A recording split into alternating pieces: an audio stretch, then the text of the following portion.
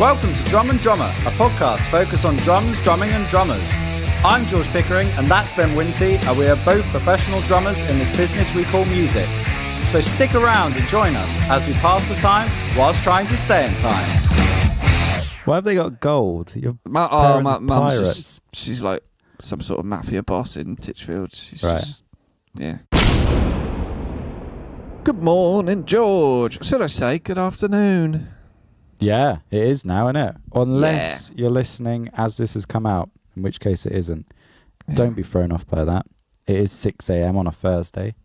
Hope your day goes well with us in your ears or at your speakers.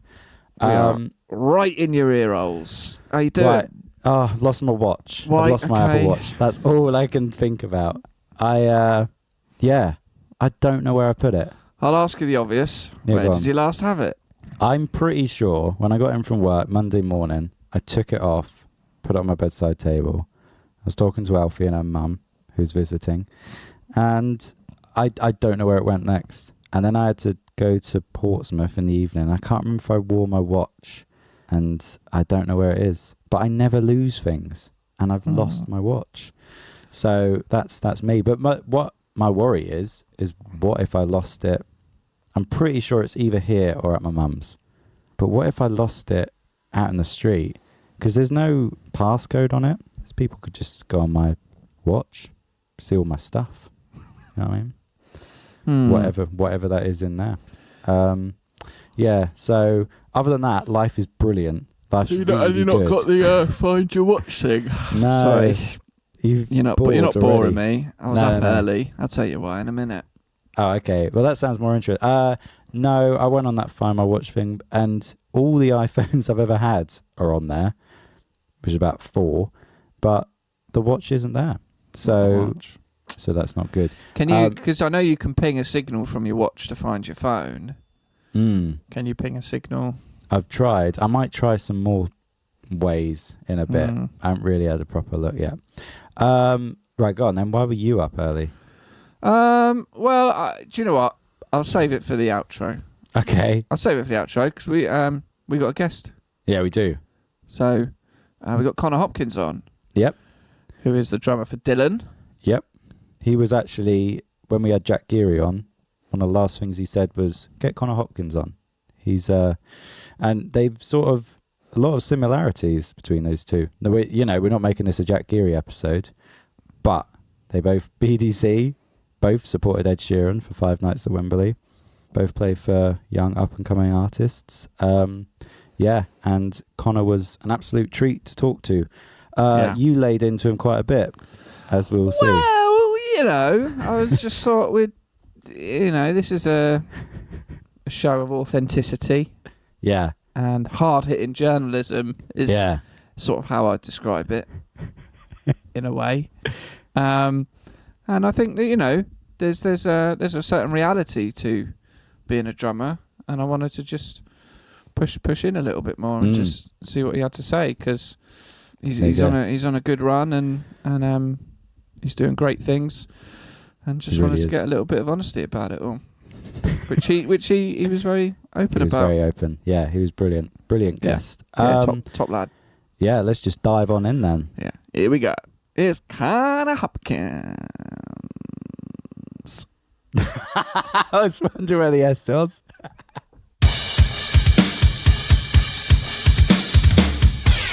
How you doing? Can you hear us? I can hear you both. Yeah.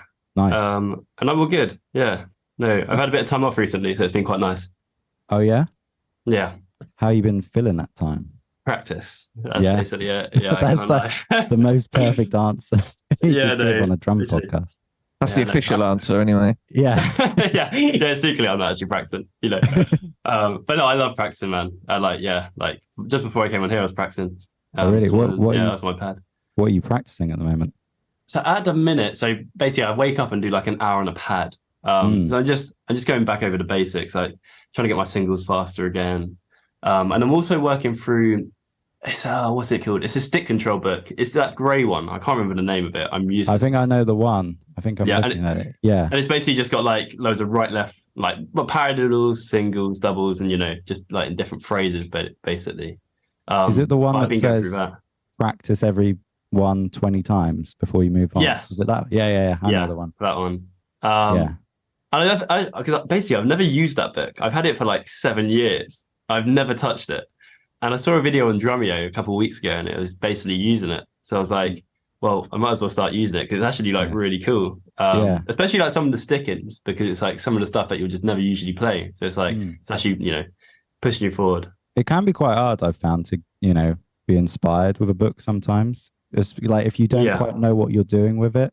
I've read it before. Yeah. I was talking to my mates the other day, and we were saying the exact same thing. It's like we've got all these books, but we don't know what to do with them. Yeah. It's like, you know, saying all these exercises, but it's like, well, where do we go from there? Like after you've done like the stuff you know how to do, it's like, what do you actually, how do you expand? Yeah, exactly. So how did you break through that? How did I break through that? Mainly talking to friends, especially like friends who have had the book a little bit longer than me, and they've maybe had a teacher who's told them, you know, what you can like do with the book. Like for example, 2 secs, where is it? I've got this book here. It's one of my favorite books at the minute. It's The New Breed. Oh yeah. Have you seen that? So basically, it's just got, you know, loads of notation in it, just like loads of different stuff. But what I find it's great to just do like, you know, 16th notes with accents on a pad. But then also it's so nice that you can also play it as a groove. So you can put them on your bass drum notes and everything, because basically that book's meant to get your right and left hand very similar in ability. So what I found is it's great for doing like loads of different stuff, which I also find is hard with some books, because some books, you know, they're great at one thing that they might not be able to, you know, transfer over to other things, like putting it into grooves and all that, because it's just like, I can't play that on a bass drum, like physically. Yeah. So I love that book. But yeah, mainly it's just, you know, talking to friends, seeing what they do with the books, and then go from there, basically. Yeah. By the way, this is the quickest we've ever gone into an interview. There wasn't really any sort of like, hi, that's Ben over there. I'm George. It's like, right, what book are you reading? Yeah, no, that's cool though. Do you have a teacher at the moment or anything? Any sort of mentor? No, not at the minute. I'd love to, but just with my schedule, you know, it's just it's not possible. Which is a bit unfortunate, but you know, maybe over Christmas or something when I've got a bit more time off, then I can. Because it's always nice to have a teacher. Yeah, to push you in different areas where you know you don't really think you should go or whatever. So yeah. Well, let's add one more thing on practicing. What do you feel like you have to be working on right now? Is there anything that you're like, this needs work? Yeah. So I'll quickly tell you what I've been doing. So it might sound quite intense, but I've practiced for like 6 hours a day. It's a lot. Yeah. Obviously, there's an hour on the pad, so that takes up an hour. And then what I've been doing is it's quite simple stuff again. So it's like a lot of bass drum stuff. So I start off with like doing 8th notes on the bass drum, so like boom, boom, da, boom, boom, boom, da, boom, boom, boom, da, with quarter notes in the hands.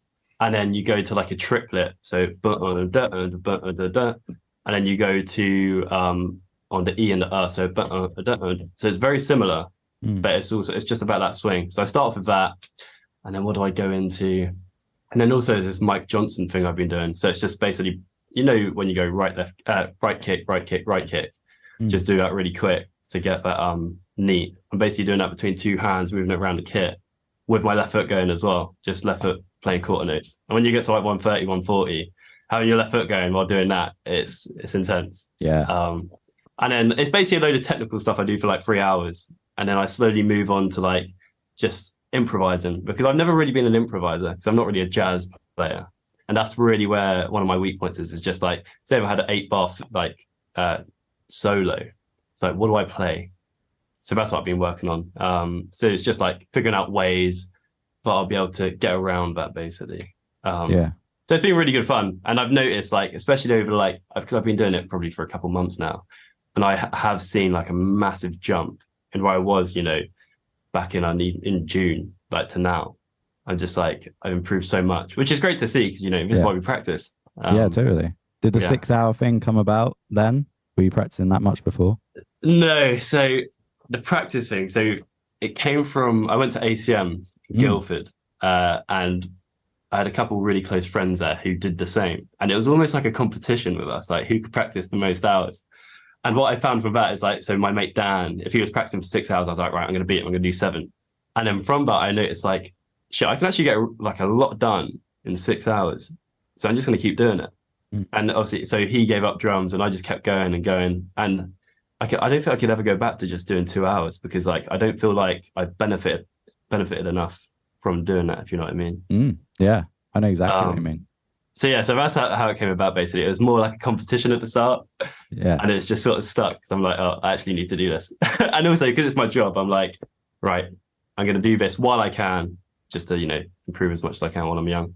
Yeah, totally. Well, where should we go first, Ben? What should we ask about first? Let's start at the beginning, shall we? Yeah, we were normally saying start with what you're currently doing, but we'll go right back to the start. And how did drums enter your life? What a great question. So when I was around, I'd say it was 6. So one of my mates at school, this is like a primary school, she basically played drums. I was like, oh, this is really cool. I went around the house. She was like playing drums. I was like, man, I want to do this. This is like awesome. So I got my first drum kit at around 6. And then Craig Blundell was my teacher. So he used to live like 20 minutes away from me. Oh, wow. So he taught me for around 2 years. And you know what it's like, you're like as a kid, like you just slowly, I don't know, you aren't interested by a lot of things, because, you've got such a short attention span. But it's like, oh, I'm doing this now. I'm a bit bored. I want to move on to something else. I sort of had that, which is a bit annoying, because I wish I didn't give up like when I was 8, because I had such a good teacher, and, I could have been so much better if I had all of them years behind me.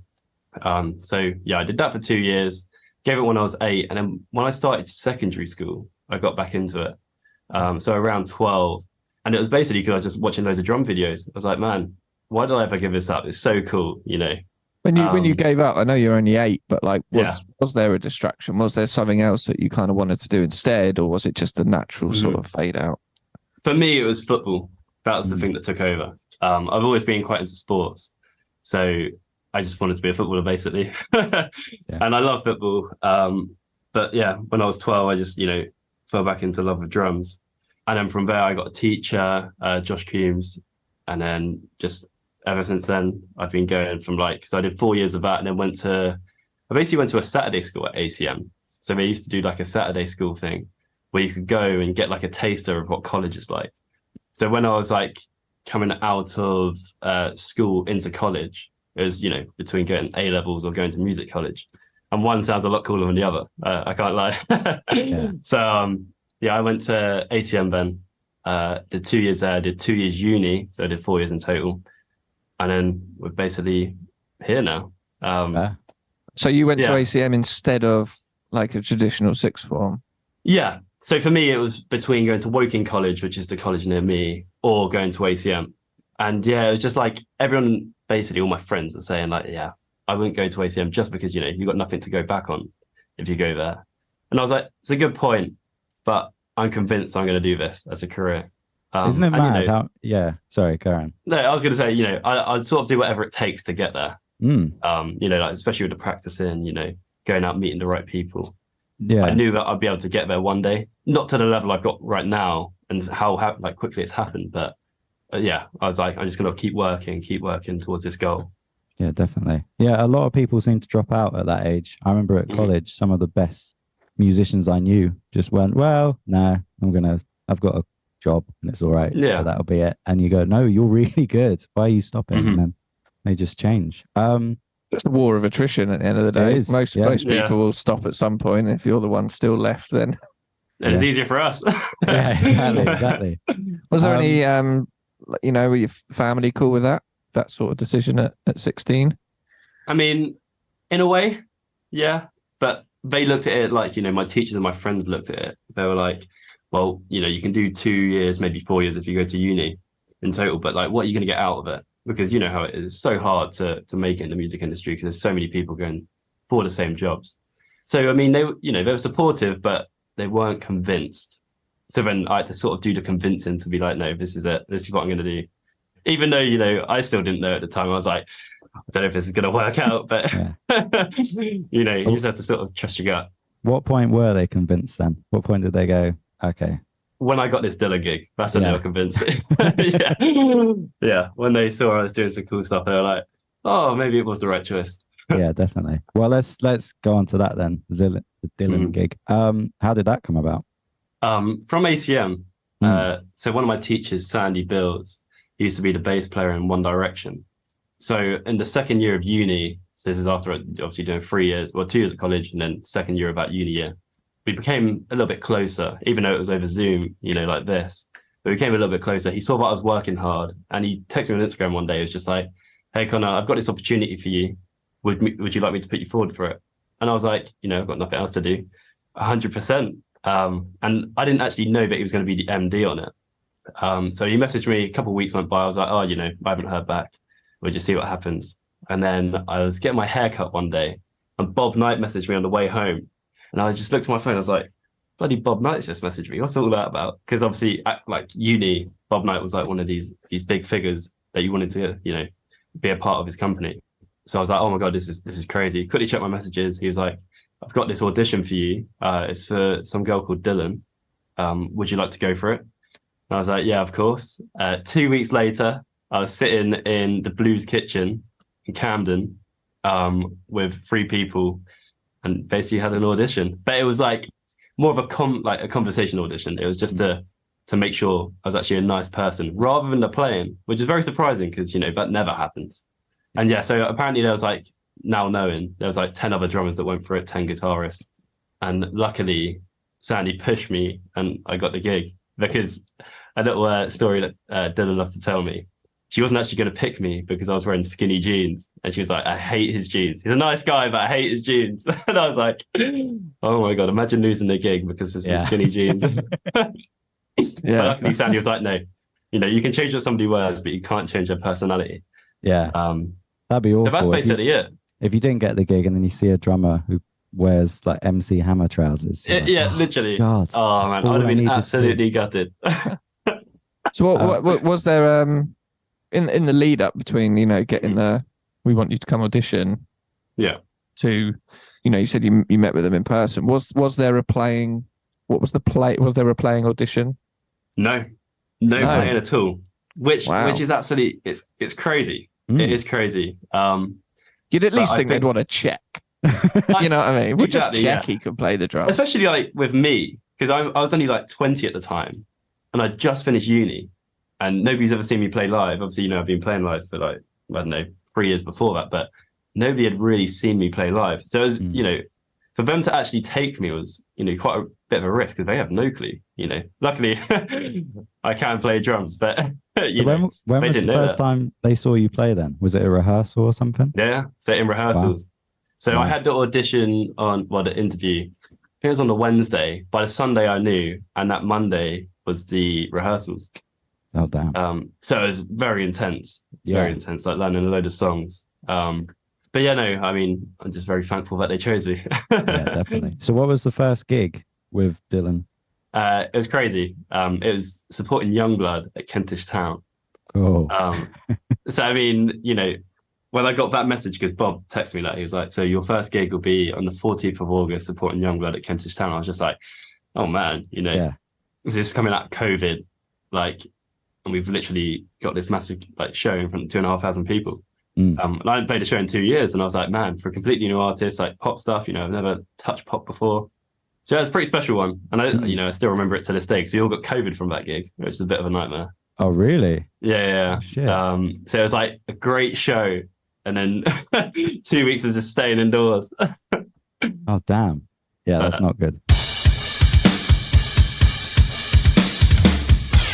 Were there things that you were doing on this gig for the first time that you hadn't done before? Playback or something like that? Yeah. So playback. So obviously I don't have to program it all. Our front of the house does that. And obviously Sandy, our MD, programs it all. But I have to press play. So the whole show runs with me. So, I'm pressing play whenever Dylan wants to go, bang, I'm pressing play. So that was the first thing, first time I did that. And then also the electronics, I've done electronics before, the SVD samples and all that. But at the start of the gig, the first time I played that show, it was a lot of electronics. There's a lot of pretty complicated stuff that I'd never really done before. So that was a learning curve I had to go over pretty quick. Luckily the music's changed now, so it's a little bit easier. It's just kick and snare. But back then it was hats, you had 9-stroke rolls and one pad, and it's just remembering where you put everything was part of the trouble. And then actually playing it was with a drum kit, you can just sit down just play, just groove. With a pad, it's slightly different because obviously you're moving around the pad and some of the like stuff you're playing, it's not natural. So to get it to feel natural, you have to be sitting there for a while.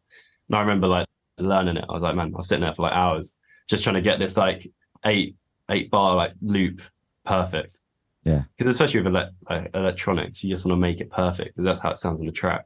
Yeah, definitely. So what was getting the it to setup? that level? Was it just a SPD or was it upper pads and triggers and stuff? Or yeah, so SBD was on my left, and then I bought a KT10 as well. A KT10 is one of the the best bits of gear I bought just because it makes everything so much easier. Because I originally started learning playing everything, but with the bass drum in my hand, and it's just impossible. I can't lie, especially when you got 7 other things going on. Trying to keep that bass drum going and then other stuff, it's just you can't do it. So having a KT10 there, which feels natural on your foot, and then coming over here and just I'm going to assume it's a kick trigger. Yeah. Right. So it's a pedal that has its own trigger in it. Right. Okay. Rather than like when you put onto the bass drum, it's like its own pedal basically. Sounds like a Roland. Is it a Roland? Yeah, it's a Roland thing. Yeah. But it's great, and it feels really nice as well. Because where do you have that on your kit? It's under my floor tom. So I've got my bass drum right in front of me. Obviously, kick pedals on the bass drum, and then slightly to the right under my floor tom. That's where it goes. Which again was a bit awkward because like having something under your floor tom and like having a pedal there when your foot like catches sometimes on the pedal is a bit awkward. But it's just one of the things you've got to get used to because it's just what's expected these days. Yeah, this is it. It's only going that way. It's not going to go backwards. Do you have the pads on your left? Yeah. So you're stretching your... Yeah, I'm literally like that. So foot's over there and I'm looking over here. Yeah, it's quite intense. It's good fun though. So I do like electronics. So you get some really cool sounds out, especially on one of the new songs. I literally have a sub drop on my kick pedal. So it's just like I've got so much power in that leg. It's like I can just setting it off all the time. Yeah. Just while she's trying to talk, she's introducing the song. Yeah, it's like bang. Just like blast beats on it. Exactly. Any standout gigs of Dylan? I mean, it looks like you've done some mad support tours, and I mean, just to go through it, you've supported Bastille, Youngblood, obviously, Ed Sheeran, Tate McRae, and done headline tours. Have there been any gigs that have been like, this is really kicking in? I mean, the one for me was probably Wembley. When was it? In June last year. Only because obviously Wembley's like one of them places that everyone wants to play, and I'm very fortunate that I've been able to play it 5 times, which is pretty crazy, because I never thought I'd ever play Wembley Stadium. So that, I think it was on the second night, all my family came, and it was just a nice thing for everyone to see. Like they're in the like royal box, so they had really nice seats, and like watching like for my grandparents, watching their grandson play Wembley Stadium was just it was quite an emotional one for me. And it was also nice for my parents to see, oh, this is why he went to ACM. This is the trust we put in him to actually get somewhere. But it's one of them ones that you have to look back on and be like, damn, that was pretty crazy. Yeah. And even today, like looking back on it, it's like, man, I can't believe we actually did that.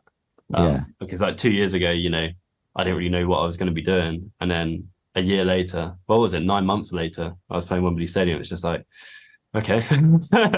Yeah, that's pretty cool. Yeah, told you, mum and dad. Yeah, exactly. Yeah. But there's been others, like festivals are really cool. We did Puckerpop at the weekend. And that was another moment where I was like, oh man, this is really cool. Because it was like, I think there must have been 1,200 people there at festival, which is by far our biggest like showing at a festival. And that was really nice. But there's been a couple like Shepherd's Bush, the headline that we did in, was it February? That was really cool. 2 like sold out nights at Shepherd's Bush. So that was cool. And my parents came again. And Shepherd's Bush, it's a great place to play as well. It sounds really nice in there. So everyone's quite close. So it's been a good good definitely. few. I think most importantly, what trousers has she got you wearing? Baggier, I'll tell you that. Okay. I mean, I have to go through Dylan every time now I buy new stuff. It's just to be safe. I'm like, is this okay to wear? But yeah, they're just mostly baggier trousers. Have you worn skinny jeans since? No. No. Yeah, fair play. No, it's I think I'd lose my job.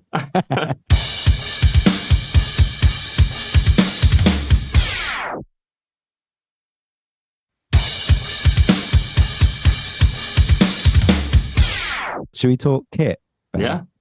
Yeah. You're a BDC player. I am. Yeah. How did that come about, first of all? So, how did it come about? I'm trying to think. Yeah, that was it. So, Ollie Thacker. The trouble was they liked the skinny jeans. So yeah, they liked it. So I was in a bit of trouble. Oh, skinny jeans gets me the kit, but doesn't get me the gig. So then you got one half. What to do. Yeah. The left leg is skinny and the right one is baggy. Yeah. Right. Great fashion. Exactly. But yeah, so one of my friends, Ollie Thacker, I went out, I think last year with him. It was when I was on the Ed tour, so yeah, in May or something. Went out for just, a beer. And I went back to his house and he was like, oh, do you want to see my BDC? Because I was with Mapex at the time. And Mapex, they sound great. This kit behind me sounds unbelievable. But I went to his house and tried his kit and I was like, oh, damn, this sounds unbelievable too. It's like, just, another level up. What Mapex kit have you got there? I've only got, so I've got to turn it down.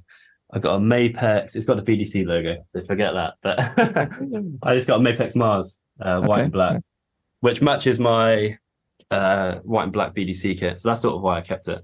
But yeah, so I went to his house, tried it, and I was like, yeah, this is the next kit I want. It's the quality that I love. What specific? Because we just hear so many good things about BDC, and we've spoken to a lot of BDC players, and even had someone from BDC on the show. And yeah, I've never played one, and just from what everyone says, like, I'd really love to. But can you put into words what that difference felt like sound wise or? Yeah, it's really hard to describe actually, because I've had a lot of my friends come around and we've had this kit set up, my BDC set up, and the difference is the quality sounds better. Like this one sounds really good when you go around. It's like doo, doo, doo. And I have my drums really dry as well, so it's always going to sound pretty good. But it's just you get a little bit more attack out of it, even though they've got the same heads on. It's a little bit more attack, get a little bit more tone, and the kick drum's where it's at with the BDC. It's just the first time I played it in front of Dylan's manager, he was like, "Man, that kit sounds unbelievable, especially the kick. It's just like so punchy."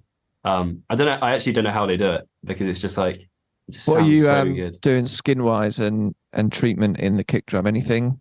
I'm doing, so I think Jack might have said the same to you guys because he's copied me, which I copied my friend doing it. So what I do, I put little cotton balls in every tom, and then I put tape on the bottom of a little strip of tape on the bottom of the drum, and then I use pinstripes with an E-ring or an O-ring, and how you like to say it. And the reason I do that is just because I love my toms very dry and dead, but I still like the attack, so it's more slappy. And I find that having the cotton ball in the drum, it allows the drum to resonate, but not too much, so it chokes it sort of.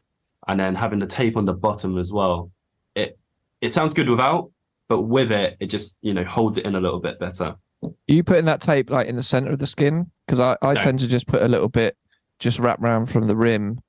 And maybe goes onto the skin an inch or two. Mm-hmm. See, with me, I've got it. So I've probably got it at 7 o'clock, quite close to the rim, just because it deadens it too much if you go too close to the middle. But yeah, no. And then the E-rings as well. The E-rings are unbelievable. I'm telling you, they're one of the best bits of gear I own for that kit, because without them, the kit sounds good, but with them, it just pulls everything in. Yeah. It's like the cherry on top. I'm an O-rings guy. Are you? And they're amazing, aren't they? Yeah. Not on coated heads, but on clears. Oh, they just completely changed the sound of the kit. Yeah. And with the kick drum, what are you doing with that? So I've just got the BDC head on. I don't actually know what it is. I think it's a Remo Power Stroke something. I'm useless with names of their skins, but it's just a single ply, and it's got the dampener, the single dampener on the inside, like a plastic O-ring basically. But it sounds really, really good. I can't lie. You just get that. Have you got anything in the kick drum? Got a pillow. Yeah, got one pillow. And I have it so it's touching both heads. Just otherwise, you get a little bit of a wobble otherwise. And just to get that, that instant impact and that boom. Yeah. The pillow just completely sorts it out. Yeah. That's what I do. Yeah, I was going to say that was scary. That was basically what Ben does. It's great. And, it really works as well. It gets the exact sound I want out of the drums. It's punchy. it doesn't resonate too much because I'm not really a fan of resonating. Like I bought a new snare drum and it's just like, it's so dead. And everyone who comes around to try it, they're like, man, how do you have this thing so dead? It sounds wicked, but it's like, I got a Ludwig Black Beauty. Oh my God. Oh yeah. 14 by 6.5. Don't tell BDC. That's the dream, the Black Beauty. My God. Yeah. And I've been wanting it for a while because I just love Ludwig drums. You know, I've got a 402, 40 by 6.5. And now I've got that. And they just sound so good. I don't know what like Ludwig do. It's like they do something that's just so hard to replicate. Because they get a certain sound. It's just like, man, sounds so good. There's a BDC snare. I can't remember which one it was called. I think Jack said he just bought it. And I think that sort of replicates the Aviator. Yeah, that's the one. I've got that too. And that's a really good sounding snare drum too. Because on tour I go between that and the 402 at the minute. This next tour is going to be the Black Beauty and that. Is the Aviator? Is that the aluminium one? Yeah. Yeah. So that's the one on my shopping list, George. That's the one I said. That's the one I want. Yeah. It's really good. That and the Merlin for BDC. They're the two, in my opinion, the best sounding snare drums they do. Especially the 14 by 6.5. Just quite beefy. Did you go in and get to like have a look at what you wanted differently? Yeah, I did, which is really cool. Because the thing is with drums, you know, you see so many drum kits like when you go to drum shops and you know gigs, but with the BDCs, I don't think another company, unless they're like you know a top of the range DW, make them the same way BDC do because it's all handmade. And like you know that somebody has sat there, you know, they've crafted it on their own compared to being like machine made. Which, you know, there isn't a problem with, but you can really, it sounds a bit weird, but a bit stupid, but you can really like feel the difference. Because when you look at it, it's just like, man, that's such a nice thing to look at, which is another thing I love about it. It's such a small team, but it seems like everyone's playing them now, you know. Literally. Like I've been to so many festivals this year and it's just been BDCs everywhere. Yeah. Which is great. You know? It might have even been your Insta story I saw where it was, you were backstage. Might not have been, but there was someone and it was like BDC and then another BDC. Yeah, it's 3 BDCs. It was at Stand and Cullen. It was mine, Ollie's, and then Vicky's. it's just crazy. Yeah. Yeah, no, it's crazy. Yeah, cool. What cymbals are you using? Are you Minor? Yeah, Minor.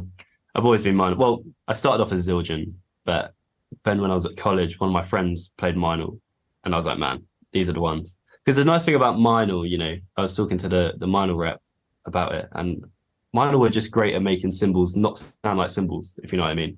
Like they sound very trashy, and there's not really anything like it on the market. And for my sound, it is very like slappy and trashy, so it just fits it perfectly. Like my 20-inch extra thin Crash, man, that thing is unbelievable because it doesn't sound like a cymbal, but it is a cymbal, if you know what I mean. It's just like trashy, but it's still got a cymbal vibe to it. Yeah. And I love them. Yeah. I always get so many compliments about them, which is really good. Does it complement the BDC kit then quite well? Yeah. Oh yeah, 100%. 100%.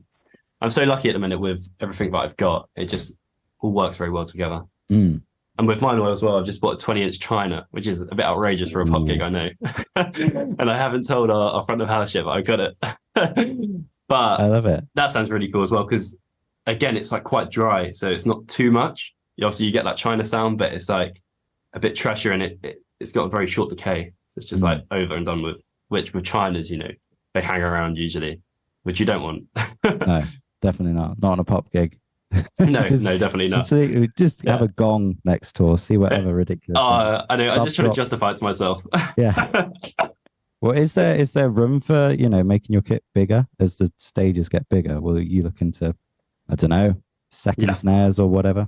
Well, ideally, yes. So at the minute, I'm just running a very simple setup. So I got 1 up, 1 down, kick, snare drum, SBD, crash, ride, hi-hat. So it's basically like as basic as you can get for a pop gig. But this next tour, I'm upgrading a little bit. So I'm going to have crash on my left, crash here, SBD, and then splash, ride, crash, China. So I'm doubling the amount of cymbals. Nice. And then I'm going for 1 up, 2 down rather than 1 up, 1 down. Just because with the Dylan show, it's quite rocky. And 1 up, 2 down, you can just do so much more with it. It just impacts a little bit more. How big are these low toms then? What are we talking? Only 4, so they're really small actually for low toms. So it's 14 by 12, 16 by 14. Okay. Whereas I don't know if Jack's got 16 by 16, 18 by 18. Yeah. Which for me is, it sounds good, but it's outrageous. Just see, I've got need a lot of cotton wool in them. Yeah. Is the kit expansion, where's the impetus for that coming from? Is that being driven by the music? Is that being driven by just you because you can, so fuck it? Or is it? It's a bit of both. Is it practically, like you mentioned, having like 2 crashes on your left? Is that just practically makes certain things easier to play? Or yeah, and for me, it looks cool. Don't get me wrong, because that is partially the reason I've done it. To have a bigger setup on bigger stages, is what we all want. Just to, it looks nicer. But practically for the music, I feel like it's at that stage now where it needs it. So every symbol for me has got like a purpose. So like, for example, the China, it's like the halftime bits, go on that China, it's going to sound great. But also for like some little stabs, something that you need, like it's a little bit heavier than a crash, you go onto the China. And then I've got that, obviously the 2 crashes on my left-hand side. One's like a traditional crash that's, a bit trashy. But the other one is a 16 trash crash. So again, it's like, it's not going to hang around for too much. So it's like when you come from a chorus to a verse, but you don't want anything too crazy, just hit that and then you're back in. And then with the splash, it's just the little accents here and there. So everything's got sort of a purpose. It's not just there for looks, even though it sort of is, but it has got a purpose, just to take the music to the next level. So what's in the pipeline for Dylan and what's coming up? So we've got a tour. So we've got festivals the rest of this summer, basically. I think we've got 2 left. And then in September, we're going to America for 3 weeks, I think, doing a headline tour. Come back, have a week off, and then we have a UK Europe tour until the end of November, basically. Nice. And then that's all we know so far. So yeah.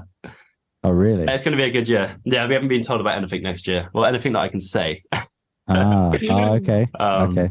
I'd love to know a bit more about how maybe like contractually a gig like this works. In terms of, are you signed up for a fixed period of time? Is it per tour? Is it per gig? Is it just as and when? And how do you potentially deal with the thoughts of what happens if it stops? I know what you mean. For any reason. Yeah. Illness, yeah. If she gets ill or has an injury or something, or decides to just give up, like how far in the future do you know? Like, what's that kind of, if you're tied into a contract, then you're for a fixed period of time. Does that make sense? Like, yeah, no, I know what you mean. So, I mean, this is exactly what happened to Lewis Capaldi. Because obviously he's taken that time off now. So his band had, all this tour and it's been taken away. But with us, I'm not actually signed to a contract. So it's more of like a loyalty thing. So like, obviously you don't know when it's going to end, but I always play every show as if it's my last show. You've always got to put on your best, because at the end of the day, it's a product and you need to push it out to the fans. But yeah, no, I don't really know what I would do, if it ended, sort of thing. Because with me at the minute, Dylan is my gig. Like, that's all I do. I haven't got anything else either side of, tours or anything. So I haven't had to come across that yet, thankfully. But yeah, I mean, I just have to deal with it when it happened. Yeah. Does it ever weigh on your mind at all, or are you, is it not worth thinking about and just enjoying what you're doing now?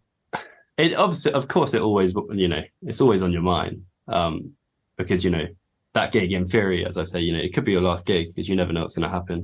So it's always good about thinking about what is next, but you'd hope that that's going to be the gig for the next 10 years, and that's the way I look at it. It's like, as long as I keep practicing, putting on my best, hopefully it will last 10 years, 15 years, but you just never know. So it's just one of my minds. It's always a tricky one, the pop industry, because I know people who've they've changed their band so like just randomly. So it's just one of them things. You just got to hope for the best and just keep putting your best out there. Yeah. Well, that's part of the fun of it, surely. Thinking, yeah, exactly. This might be the last one. Yeah, even though you exactly. probably know it isn't. Yeah, exactly. So, I never like to jinx anything, so I'm always like, yeah, let's just get through this first, and then we're moving to the next stuff. Especially with like the festivals, I'm really looking forward to this November tour, but I just need to make sure everything goes well until then. Definitely. Because there's always somebody who wants to have like my seat, for example, or somebody else's seat, like Jack's seat. So, you know, you just got to keep trying your best. And yeah, but with Dylan as well, you know, it's very much a family vibe. Like, you know, our guitar tech, you know, he's like my brother sort of thing, you know, brother from another mother, as you say. And like, yeah, like Rosie's my big sister and all of that. So, you know, it's very nice that we have that sort of family vibe. Yeah, definitely. Do you have a drum tech? Not yet, but the guitar tech is sort of a backline tech. So he sort of helps me out. So he sets my kit up if I can't do it and packs down. But I haven't got a specific drum tech yet. But hopefully, you know, in the future. Yeah, definitely. Next year, maybe.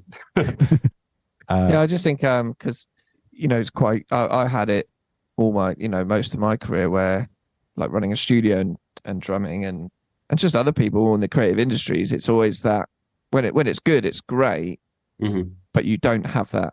You know, a lot of my friends just have 9-to-5s and they have that sort of job security. Yeah. But then I've seen on the flip side, they just get made redundant.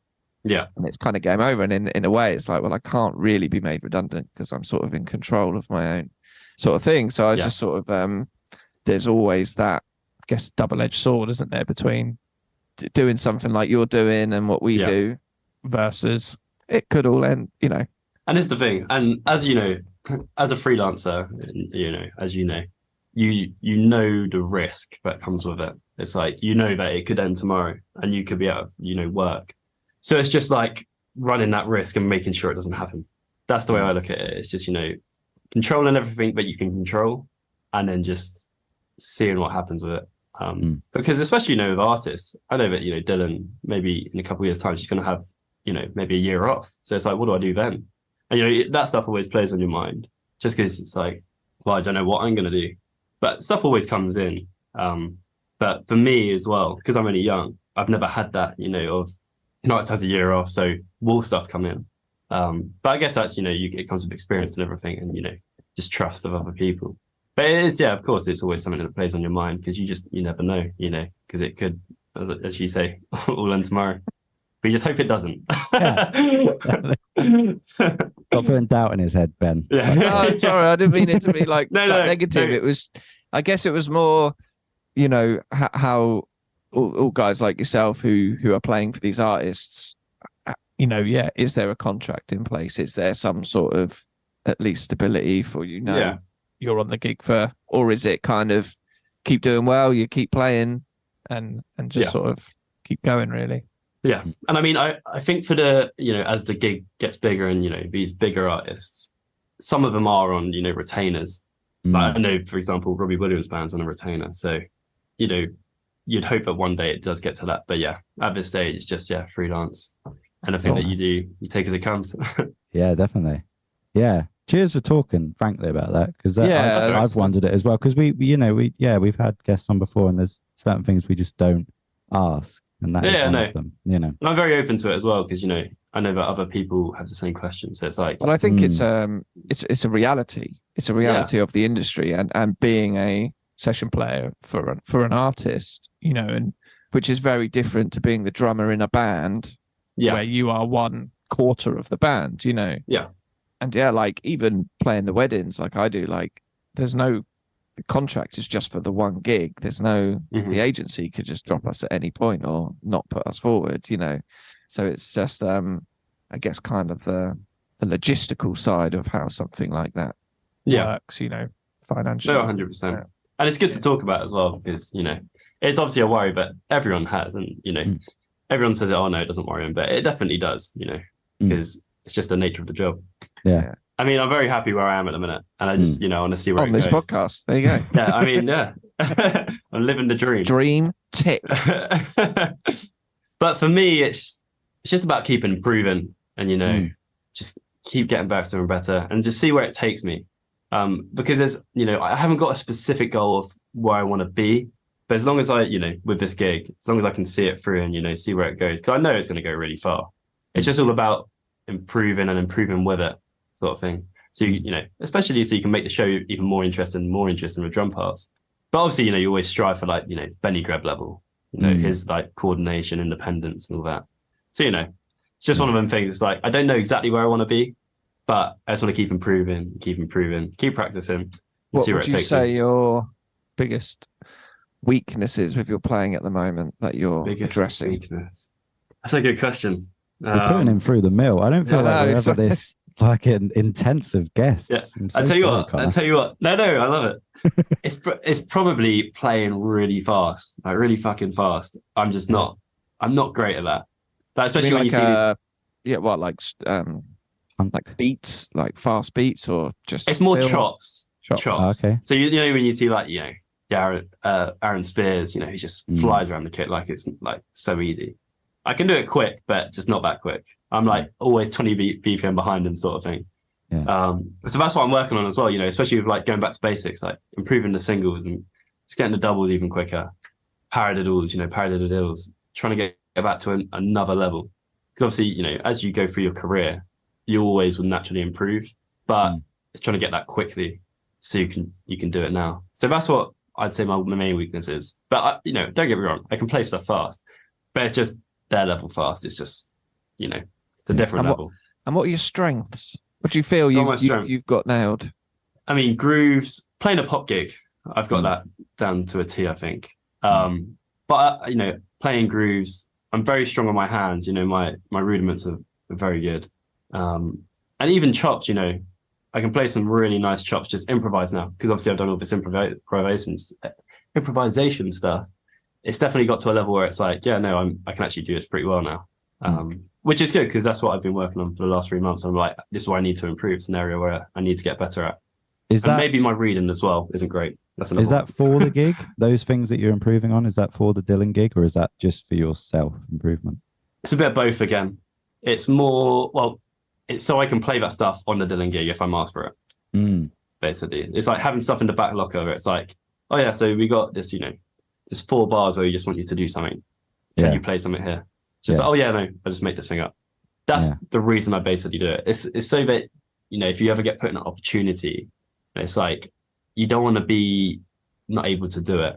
Like an 8-bar solo, just randomly come up with it, but not make it sound shit. If you know what I mean? You always want it to be as good as you possibly can. So that's what I'm mainly doing it for. It's if you get put in an opportunity where it's like, oh, we need you to do this, it's like bang on the spot, I can come up with something. Yeah, that makes sense. Because non-drummers, I found this, they'll often just say something like, oh yeah, 4 bars and just go crazy, just have fun. Yeah. And it's like, what does that mean? But if it's like, what do you want me to do? Yeah. If you got some cool chops in the bank, then yeah, that makes sense. Before the final question, this is a question I don't think I've asked on the podcast before, but I've asked other You've musicians. Been quite rough on Connor so far, so No, I love it. Who do you think you are? That's the next. No, it's if you could have the career of another drummer, who would it be? And that's whether their sort of total career, whether it's because they're in a certain band that you like, or just the career they've had, the things they've done. Who would that be? That's a hard one. I mean, for me, just because of the style of his playing and the show he's on, even though it's not too busy at the minute, because obviously she's had a couple of years off, but Aaron Spears, that Ariana Grande run, having that gig, that'd be unbelievable. But, the stuff obviously he's done before that, he's done some really cool stuff before, but that Ariana Grande run, because, she's great and her live show is amazing. So I think that would be it. And I really like his style of playing, even though, I'm not crazy into chops, but it's cool. Yeah. I mean, the Caught Up video, right? Oh. Where he's wearing that red it's disgusting, shirt, isn't it? It's insane. And even to this day, he's still playing it. Do you know what I mean? Yeah. Yeah. It's just I saw him in an interview about that, and he was like, I didn't know it was going to be that big. Have you seen this, Ben? I don't think I have. Aaron Spears, he basically, I can't remember what it was for, some like drum video. I don't know. I feel like there was something called Drummer World or something. I can't remember. Anyway, but he just played along to the Usher song, Caught Up. And it was just a masterclass in... It's filthy. Absolute filth. I guess almost gospel drumming. Would you say that? Yeah, it is gospel. It's like there's chops all over the place. But it's great. Yeah. I'm all here for it. Yeah, definitely. Yeah, Aaron Spears is a good one. Go on then, Ben. Oh, God, that was loud, wasn't it? Sorry. Go on then, Ben. Ask the final question. Okay, Connor, who is your favourite delivery company? See, I saw this on your Instagram the other day, and I've actually had to think about it. So I got two, right? So DHL, they're cool, right? Because I love like the Jack paint. said they're absolute motherfuckers. Look, So- this is the thing, because they never deliver to me, which is why I actually like the way they look. You know, they have the planes and everything. So they got, they got everything to show for it. And like the yellow and the red. It's cool. But It is DPD are great. Because obviously they deliver to me when I order stuff. And I mean, they always deliver on time. You know, it always gets here. And they're nice people as well. So I'm like, DPD are the one. There you go. I think Did DPD they, generally. What happened with your BDC kit? Did that get delivered to you, or did you pick it up? No, picked it up. I drove to, well, it's near Manchester, where they're based. I think it's 3.5 hours from me. So yeah, picked it up. I did an interview with BDC and then drove it home. Nice. They set it up at night. I love it. Any bad delivery stories? Bad delivery stories. Well, do you know what? I don't really deliver a lot. The only stuff I deliver is my drum stuff, and I'm always here for it. So no. I'm a very easy creature. Yeah. That's spot on. Another one for DPD then. Yeah, another one for DPD. Yeah. I think overall they're probably coming out. Yeah. Top Yodel and Every are the worst, and DPD's the best. Every are really bad. Dylan has some really big problems with them. Oh, really? Yeah, just like delivering to the wrong house, but then saying they delivered it to the right house and like not actually delivering anything. It's just like, bloody nightmare. Don't get delivered by Every. No, exactly. I feel like we're doing more research on delivery companies than any other. It's a lovely little market research. Yeah. Cool. Right. Let's wrap it up. Yeah. Thanks so much for coming on. Where can people find you? Me. Find me on Instagram. That's my main portal call. Connor Hopkins _drums. Nice. Yeah, that's my main one. Nice. Right. We'll leave you Good to luck your with practicing. you got another 5 hours to get in. We've got another 5 hours to do. We're like, looking at his watch, like, can we wrap this up? We've got to get back to me diddles. Have a good rest of the year with Dylan, and thank you for having me, guys. It's been an honor. I've had a great time. Oh, thanks so much for being I on. hope it was genuinely. helpful. Oh my god, it was great. Yeah. Sorry if I pushed you a bit hard. Oh no, it's all right. That's what I'm here for. Exactly. Nice one. Cheers, Connor, mate. We'll see you soon. See you. Thanks, guys. Bye. Bye. See you later. There we go. That was our interview with Connor Hopkins. Oh boy. If you think Ben was too hard on him, do send in an email to me personally, and we can get him fired from the podcast. And then I'll reign solo as I always wanted. No, I'm only joking. Yeah. No, that was great. That was really good. Yeah. know? Yeah. Doing really well. Young lad, and got himself a good gig, and on the up. The up. Totally And, deserved. If you're practicing 6 hours a day, that's yeah. I mean, that's a lot, isn't it? that's good going. Yeah. That's a lot. Yeah. Yeah. Fair play. So you got to get your 10,000 hours. That's what they say, innit? Something like that. Yeah. Thank you, Connor. Right, go on. Made me then. feel, because I don't do any practice. I don't do any at all. Oh, six. Do you reckon some Yes. people look at us and go, why have they got the drum podcast, and you're that open about it? Yes, because we're not touring America. That's why. Yeah, it's true. What was I going to say? Right, why were you up so early? Well, I was helping the Commodore, my father, mein Vater, move some furniture, because they're moving house. My parents are moving house tomorrow. Right. When this comes out, it would have been a while ago. So yeah, but it's quite interesting. I don't think I've told this story about them moving house, have I? I don't think so. I think I've told you though, haven't I? Yeah. So they decided towards the end of last year. They've lived in the village of Titchfield, just outside Fareham, since I was a wee nipper. Couple of different houses, but they've been in the same village since 1987 or something. And they're just a bit sick of it, and they wanted to change things up. And they said, towards the end of last year, we're going to sell the house, and we want to move to Portsmouth. And we want to move into the city. And so almost doing quite the opposite of what people do. Yeah. So they're like, we want to get a flat in Old Portsmouth or Gunwharf, and just go and live in the city. Yeah. And fuck the village life. Bored of it. So it's like, yeah, fair play. So they started looking at flats in that sort of area. They found one they liked. They went back for a second viewing. This time the couple who owned it were there. An elderly couple, just a bit younger than my parents. And they were chatting, why are you selling the flat? And they said, well, because of COVID and lockdown and stuff, we've been here a while, we got a bit sick of being in here. And we're just a bit sick. We'd quite like to move and have a house with a garden. Where are you looking? We've been looking at a village called Titchfield. Oh, that's where we're selling our house. Whereabouts? On this road. I won't name it.